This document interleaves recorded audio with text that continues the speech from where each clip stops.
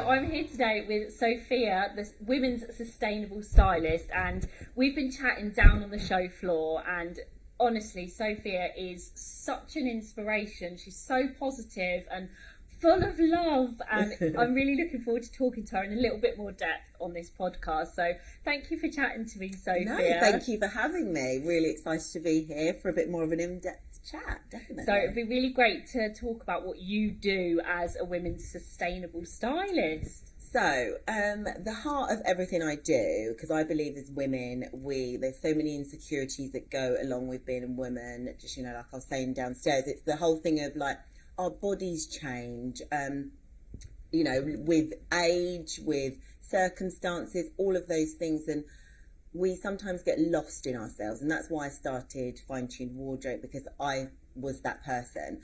I totally lost myself after the birth of my daughter, who's now going to be 6.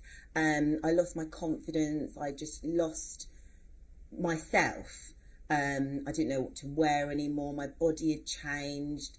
Societally, I was told that I should bounce back and I should be this and I should be wearing that. And all of that seemed a lot to me.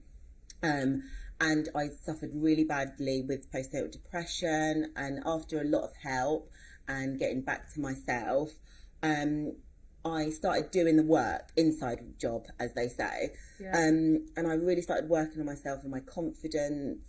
And I was like, in the healing process, which did take a lot of time with help and like actual help from professionals, I started doing a lot of work for myself and like my confidence and things like that. And I was like, there must be other women that feel the way that I do, that, feel rubbish in the way that they look and all of these things that have happened.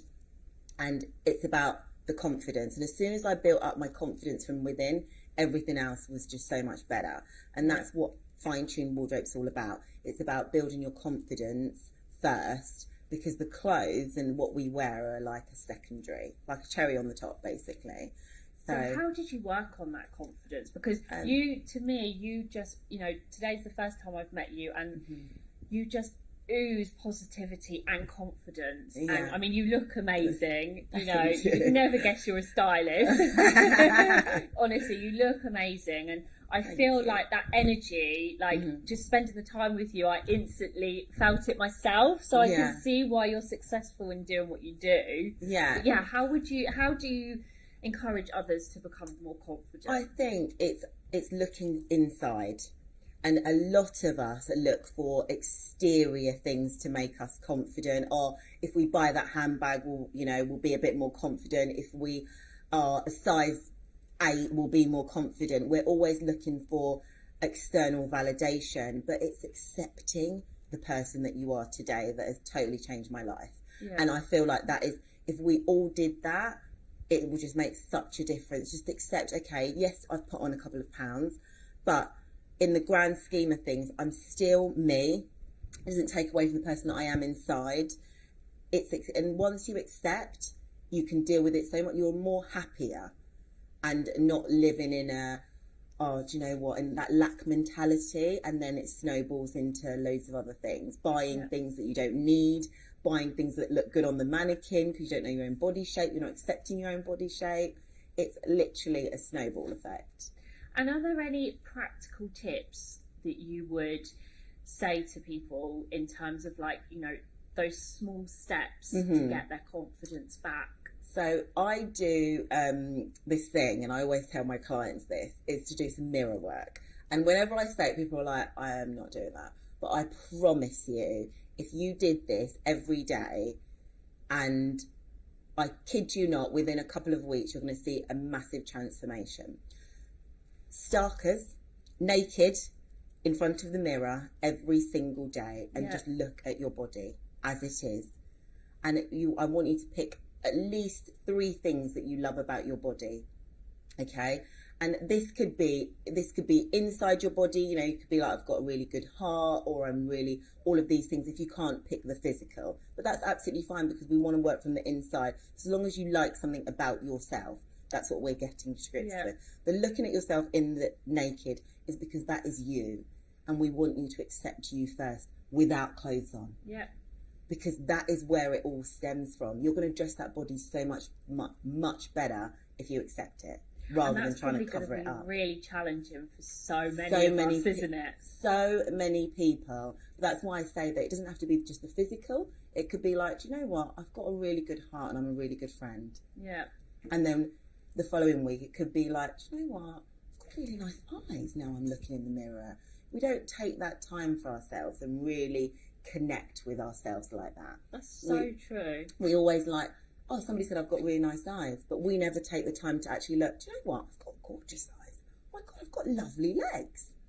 I think we're so critical of ourselves, aren't we? Like, so for example, me, doing the filming and everything today was a huge challenge. Like, I'm really confident when it comes to filming on my phone. Yeah. But having a camera in front of me is like, you know, that's me pushing myself outside my comfort zone. I was really nervous about it, and you're amazing at it. Oh, thank you. That's really kind of you. No, you are. It's like you've done it forever. Oh, stop. Honestly. But the first thing that I was looking at what everyone had tagged me in, and I was looking at like the shots on camera, and instantly I was kind of looking at, oh my God, my double chin. Oh my God, my belly. Oh my, like I was just, and I'm sure a lot of other women and men could relate to me in that we instantly go for the negatives all the time. 100%. How can we flip our mindset? So, because when I look at someone else, I don't look at them and go, oh my God, their double chin, or like I go, oh my gosh, their hair is stunning, or oh, their outfit looks amazing, or look how long their legs are. Like, exactly, because it's so much easier to criticize ourselves and to pick holes out of ourselves, and you'll never say that to somebody, you know. But why would you say it to yourself? Because you're the most important person. Yeah. And you would never say it to your best. You would never dream of saying it to anybody. But why yourself? Why do you think that you're less than to be? And you know, a lot of the work that I do, and I do a notebook, not a notebook, a photo book and a notebook after one of my clients has worked with me. And in that, as well as all the notes and everything, I do little quotes of things.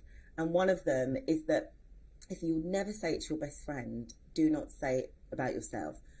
The way that even if you think it, get that thought, say that thought is not useful to me, and implant a better thought. Yeah. It's those little tiny things. Okay, you looked at that picture, you saw double chin. No, thank you. It is not serving me, that thought. I'll pick again. Yeah. Oh, do you know what? I bossed that interview. I bossed it so much, somebody has tagged me in it on social media.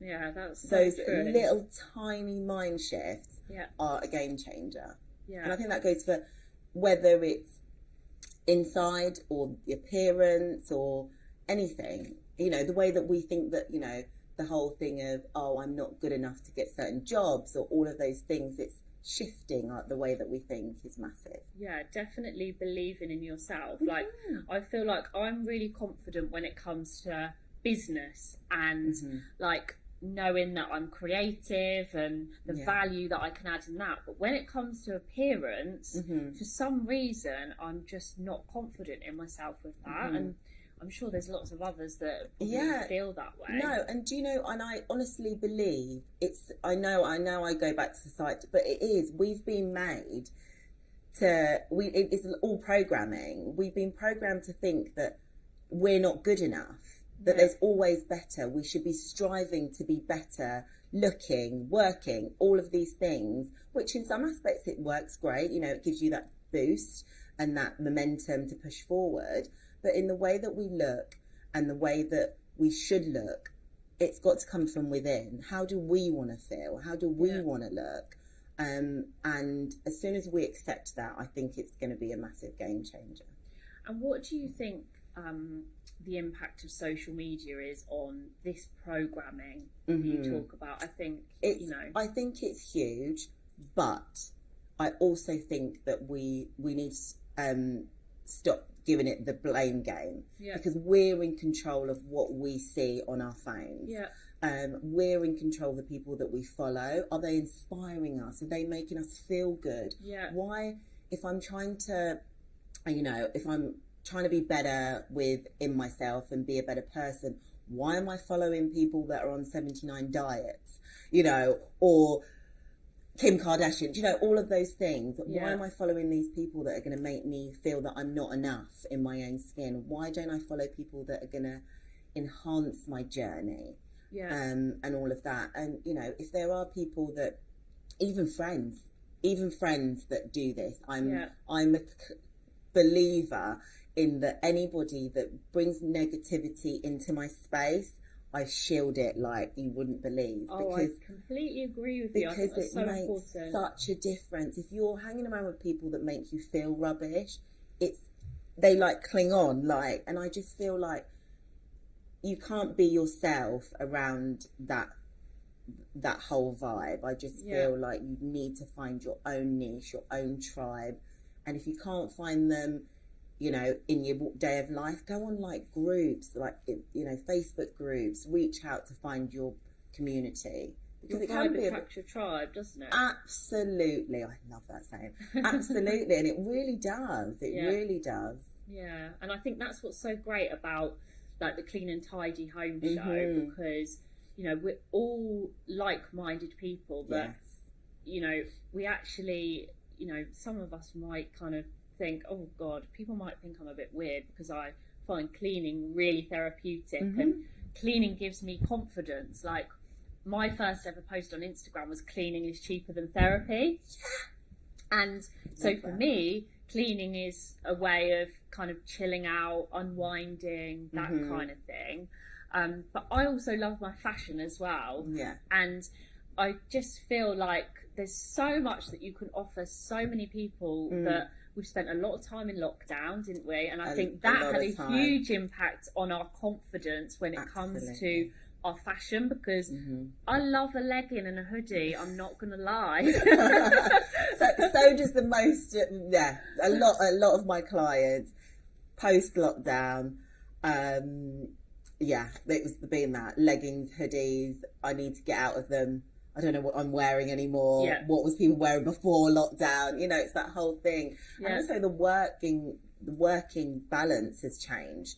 So a lot of my clients, it's been like, what am I wearing back at the office? You know, we're not wearing suits anymore.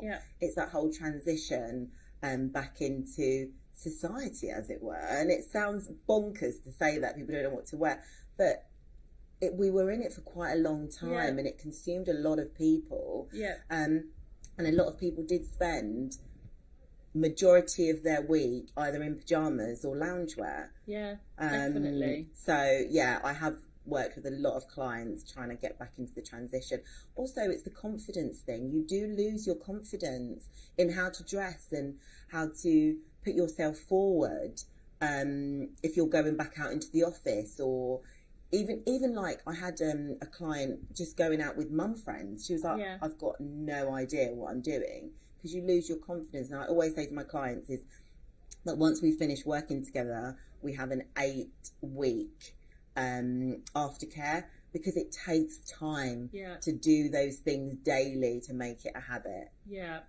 Because like for me, I don't get me wrong, I do love my leggings and a hoodie, and that's for when I'm like cleaning around the house. But then when I'm doing other things like meeting up with my friends or going out for dinner or coming to events like this, I really do love my clothes. You know, because I feel like they're an expression of your creativity, your personality, and so talk to me about that and how you inspire your clients to bring their personality out with their style. Absolutely, and you literally hit the nail on the head there, saying that it's about expressing yourself. And I honestly believe that our clothes say volumes before we even speak. When you step into a room, people are going to be like, what you're wearing, they're going to look at that first, and they just do. It's just the first thing that speaks before you do. So I always say that we want to make sure that you're stepping out there in confidence, because it's true to your style. You love it. It makes you feel good. You're not hiding. Because a lot of times as women, we're like, oh my God, I'll just throw on this baggy t-shirt because no one's going to be able to see me because I'm hiding. But you're not going to be able to portray your true self and your own personality if you're always hiding away. So we do a lot of things like, what are your favourite colours? let's bring them into it, whether it's we're going to bring colour through accessories or bring anything, we're going to bring it what your fun thing is. Is it prints? You like leopard prints? Perfect. Let's draw more into that. Let's create a little bit of a capsule wardrobe so you can always throw in something that you really, really love that, like, it's my go-to thing. Like, I love earrings. I love all of those things. Okay, let's do that. Yeah. But it's just about making it you. Yeah. And personal to you is super, super important, and draw into the things that you love the most. Yeah. Well, it could be shoes or, you know. And obviously a lot of people be concerned about cost. Obviously the cost of living is rising. We're all kind of watching the pennies. Yeah. What are your tips in terms of like the capsule wardrobe? Yeah. And making sure that you've got those key pieces that you can style lots of different ways that are going to serve you for years to come. Yeah, no, absolutely. And the whole notion of like, you know, having a stylist is like frivolous and all of these things, having tips on having somebody come in. You know, we go to the gym, we're paying for a service to help us. We do all of these things, go to the hairdressers. Your style is exactly the same, and the way that you feel about your clothes, because you're not making those wardrobe mistakes. Yeah. You're buying things that actually suit your body shape and all of those things. So it's absolutely crucial. But going back to your actual physical wardrobe, I would say to be savvy is to buy what you need. And the way that you can find out what you need is by having a total inventory on your wardrobe. See what you love, what you don't love, what you need to get rid of, where your gaps are, and just have that as the basis of your shopping list, as it were. Yeah. And a capsule wardrobe would be things that are timeless. So like, you know, what were the trends recently? You know, every year, like around this time of the year, all the shops have got in all the browns, all of this and all this. But if you're going to buy into that, buy quality. Make sure it's things that you're absolutely going to love. So a good blazer, good pair of jeans is always amazing. Good basics for layering, because I'm all about making your wardrobe work for you all year round. I never say to my clients, split your wardrobe into summer and winter, and all the rest of it. And I think I'm probably one of the only stylists that say that. I don't split my clients' wardrobes, purely because, one, you don't know what you've got up there. So before it's summer, before you've brought it back down, you've brought loads of more summer stuff. Yeah. I'm going on holiday, I'll buy more stuff because it's all up in the loft or wherever. So true. So why can't you bring your summer? You know, there are obviously some things that you can't transition, but majority of summer dresses, things like that, it's all about good layering. Yeah. So good basics are massive. To have good basics in your wardrobe, good thick leggings so you can put them under your dresses for warmth. Yeah. Nice big boots, all of those things to make your wardrobe transition are going to save you so much more money in the long run, and you're going to be wearing them. What's the point of having a wardrobe that you can only wear, we live in England, 4 months of the year? Exactly. If you're lucky. That's where I think it's genius, your thoughts around that, because actually, you know, most of the time, let's face it, it's windy and raining in this country. Exactly. So we do need to layer up, and then when it is sunny, it's for a minute. Yeah, exactly. You know, and it always baffles me that a lot of stylists are like, no, pack away your winter stuff and all of this. I still want my jumper sometimes in summer. Yeah, so me too. So then what? I'm gonna have to go up in the loft, get it all down.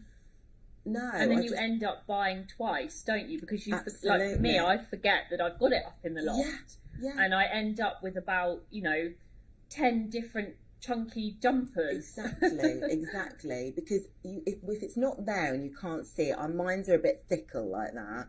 If it's not in your area that you're seeing it every day, you're not going to think to layer. Yeah. You're not going to think that, I could have worn my summer dress, or I'm going out for dinner, I'm getting in a taxi, going to go out for dinner in a warm place, going to come home, and why couldn't I wear my summer dress? Yeah, do you know what I mean? It's all of those little things. Such a great way of thinking. And in terms of the sustainability aspect, obviously that's something that is increasingly important to so many of us now. What are your tips around that, and how we can be more sustainable and do it in a way that isn't going to cost us a fortune as well? No, do you know what? The main thing that I would say, obviously being a sustainable stylist, my main thing is making what you've got last you longer. Yeah. Because the most sustainable things that we've got is all what's hanging in our wardrobe. Even if you're going to buy from a sustainable brand, it's still not going to be as sustainable as what you've got in your wardrobe. So looking after what you've got is key for me. Yeah. So that is from the way you wash it, the way you, how many times you're washing it, what are you washing it with. All of those little tiny factors make a massive difference. Yeah. Like with me, I wash my knitwear probably once a month. Yeah. Maybe twice a month. That is music to my ears, because laundry is a huge passion of mine. Oh, and I feel like I try and maximise the amount of wears out of things, because realistically I think that is one of the biggest ways that as a nation we could save energy and money, is by a simple change of not washing things as frequently. Because a lot of the time we will wear something once and wash it, and actually all it needs is hanging up and airing, and maybe a spritz of a freshener, and it will be fine. So unless it's actually dirty and smelly, you know, that's the only time really it actually does need a wash. And a lot of the time we're just putting things into the washing machine without even thinking of, So I always think about coats. You don't you might wash your coat maybe once a season, right? So your coat you're actually probably wearing most days, but yet you don't wash it. So why should it be any different for knitwear pieces or jeans or whatever? And jeans take up so much water and all that, even to make and all the rest of it. So I say all of that to my clients. There's things like that, and making your whites last longer, and things like that. What are you putting in there? And there's so many natural ways to make your whites whiter and things like that. So we really tackle all of that, and even like how you store your clothes. Are you just shoving them into a drawer, and are they just getting bobbly, rubbing all the friction, and all of that? Are you just banging up in a bag, throwing them up in the loft? All of those things are so important, because to make them last longer, you've got to look after them. Yeah, definitely. So I completely agree with you there. So, well, you would, because this is your domain. But all of that. And also, that even going back to it, how much more happier are you when you open your wardrobe and it all looks lovely? It's instant, it's inviting, it's making you feel good. Then I say to my clients all the time before I work with them, I'm like, how do you feel when you open your wardrobe? They're like, ashamed, rubbish, oh my God, all of these things. And then I ask them the question on their feedback, and they're like, amazing, inspired, all of these things, because it makes such a difference. That's what you open every day. So why should it be any other way? And it's going to make your clothes last longer, makes you feel good. So it's a whole little circle of love. Oh, I love the circle of love. And for our audience looking for some top tips on opening their wardrobe and feeling good about it, because again that's going to make them more confident, what would be your top tips for organising your wardrobe, just really, really quickly? So organising your wardrobe, definitely have an inventory, because the only way that you're going to get that feeling of like, oh my God, I feel really good about this, if you've got rid of I call it the sad pile, the things that you hoping to get into, holding on to those size 8 jeans that you had when you were 20.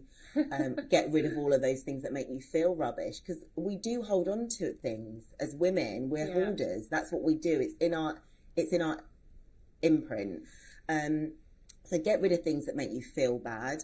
Get rid of things that don't fit you, that have got holes in, that all of those things. Because also, if you've got those things in there, that's what you're going to focus on every day. Oh my God, I'm not thin enough to get in them.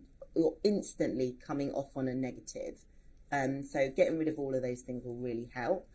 Secondly, is get some good storage. Have things in categories. I categorise all of my clothes and clients the way that I work through colour. So I love colour, because you know exactly what you're going to. I'm looking for my pink shirt. I'm going to go to the pink section. It's easy. It looks pretty. It looks inviting, and it just I just love it. It's aesthetically pleasing, isn't it? Very. Oh, I just love it. So yeah, if it's all in colour, it's all beautiful and it's easier to access. So definitely colour. Also, the way that you hang it. Have you got good hangers that they're not going to make all your bobblies? If they're misshaped, like if you've got those big wooden ones that take up loads of space, they're going to misshape your shirts or whatever.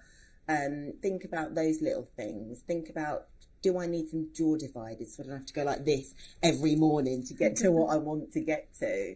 And that instantly causes stress, right? 100%. 100%. Even little things like putting your socks together. Get your sock drawer down. While you're watching EastEnders or whatever you watch, just put them all together. Yeah. Put them all together, those tiny little things. And when I do my clients' wardrobes, we literally go through everything. Knickers, socks, everything. Because they all make up the person that walks through that door with confidence. So true. You're so inspiring to chat to, and I feel like we could sit here all day chatting. Literally, I could. But it's been really great to hear your story. Thank you. And I know our viewers will have loved all your tips and bits and pieces. Oh, thank you for having me. It's been so much fun. Thank you so much.